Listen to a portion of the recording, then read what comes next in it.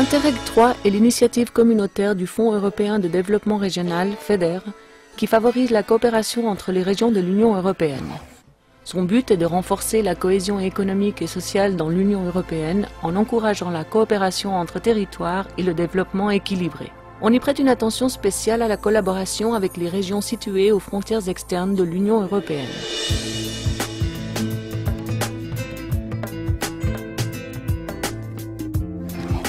Finance des projets destinés à améliorer l'économie, les infrastructures, l'emploi et l'environnement.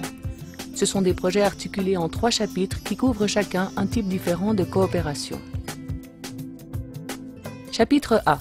Coopération entre frontières. Pendant la période 2000-2006, la Commission européenne a assigné à l'Espagne un total de 956 millions d'euros, desquels 736 millions correspondent au chapitre A.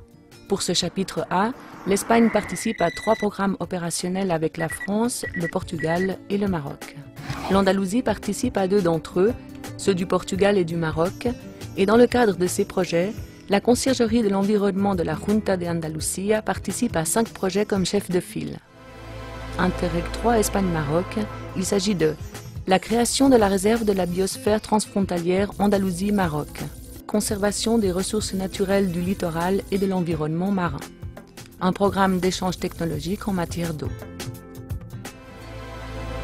Interreg 3 Espagne-Maroc. Les axes d'intervention prioritaires sont 1. La structuration de l'espace transfrontalier. 2. La valorisation, promotion et conservation des moyens communs.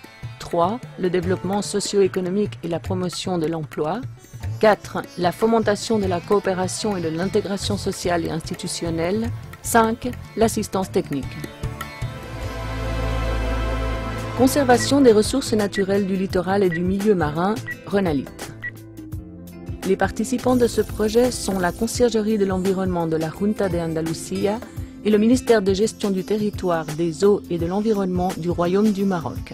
Le nord du Maroc et le sud de l'Andalousie partagent les 2 côtes de la mer d'Alboran dans le bassin méditerranéen, depuis le détroit de Gibraltar jusqu'à la ligne qui unit le cap de Gata à Oran, endroit où se produit l'échange des eaux atlantiques et méditerranéennes et espace de vie frontalière, de contact entre civilisation et culture, associés à la mer et à l'océan. L'augmentation notable de l'activité humaine, par le tourisme, la pêche, l'urbanisation, etc., a modifié profondément le paysage et la dynamique de ce littoral andalou et marocain. Il s'agit d'une zone d'expansion réduite à cause de la biodiversité élevée qu'elle possède. C'est aussi une aire de passage obligatoire pour de nombreuses espèces d'animaux migrateurs, parmi lesquelles certaines sont d'un grand intérêt économique et commercial pour les habitants, comme dans le cas du thon ou de l'espadon. Renalit se compose de 4 projets et l'amélioration de la qualité de l'environnement dans 27 municipalités des provinces de Malaga et de Cadix. L'objectif de ce projet est de conserver et promouvoir l'usage viable des ressources naturelles, d'améliorer la qualité de l'environnement et particulièrement de faire un usage rationnel et efficace de l'énergie dans les municipalités affectées. Les activités principales sont l'élaboration de diagnostics sur l'environnement, la définition d'un plan d'action vers la viabilité, l'élaboration d'une carte de viabilité énergétique, l'analyse de la gestion du cycle de l'eau et l'implantation de mesures correctrices. Les bénéficiaires sont les municipalités des provinces de Malaga et de Cadix qui ont adhéré au programme de viabilité de l'environnement urbain Cité 21 qui établit des critères homogènes avec le programme Interreg 3 là où il s'agit de préserver la qualité des indicateurs étudiés, le cycle intégral de l'eau et l'efficacité énergétique. Dans ce but, une convention spécifique de collaboration entre la Société pour le développement énergétique d'Andalousie SA, SODEAN, et le programme Cité 21 ont été signés, avec comme objectif d'approfondir le thème de l'énergie et d'étudier, d'analyser et de suivre les variables qui affectent le facteur énergétique. En ce sens, a été signée aussi une convention avec le Centre des nouvelles technologies des eaux, CENTA, dans le but de réaliser une étude tout aussi approfondie des indicateurs liés au cycle des eaux.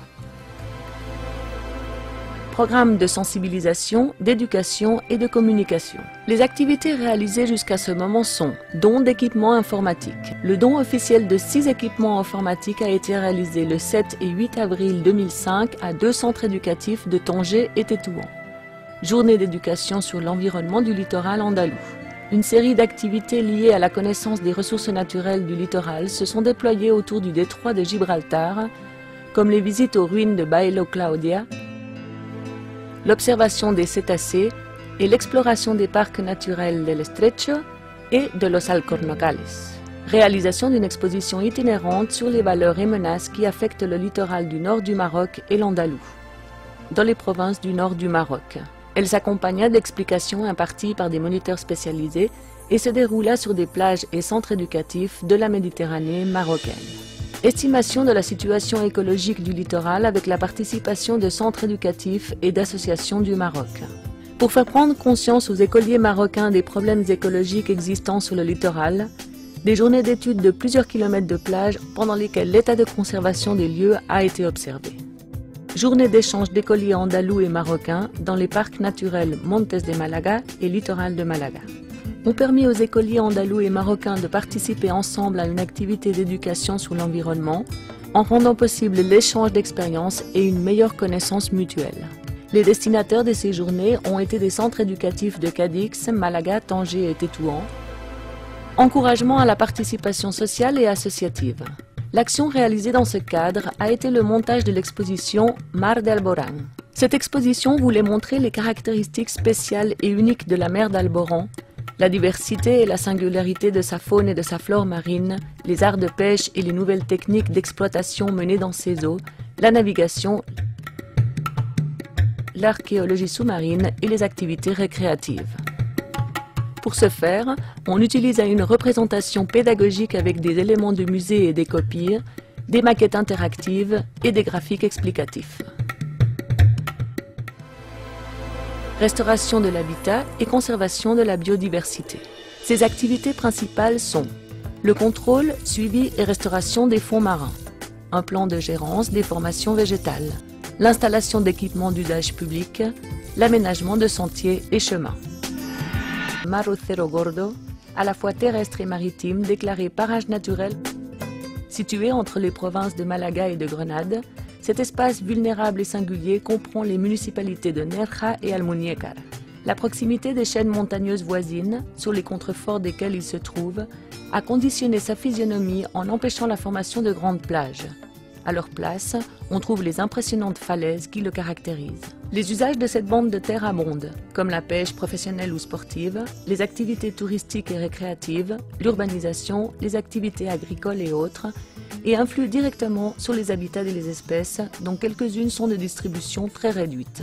Il est donc important de réguler ces habitats en développant des moyens actifs de conservation et de prévention.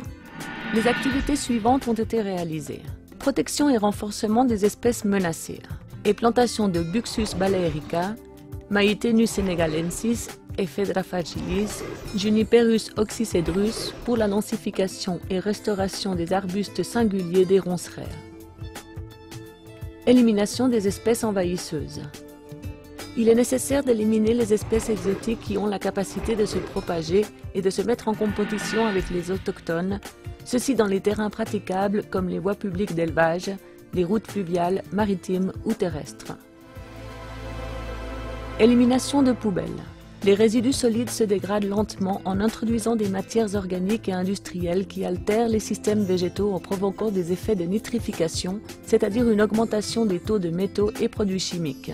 La présence de plastique inaltérable imperméabilise le sous-sol en empêchant que de nouveaux planctons puissent se développer. Suivi et restauration des champs sous-marins.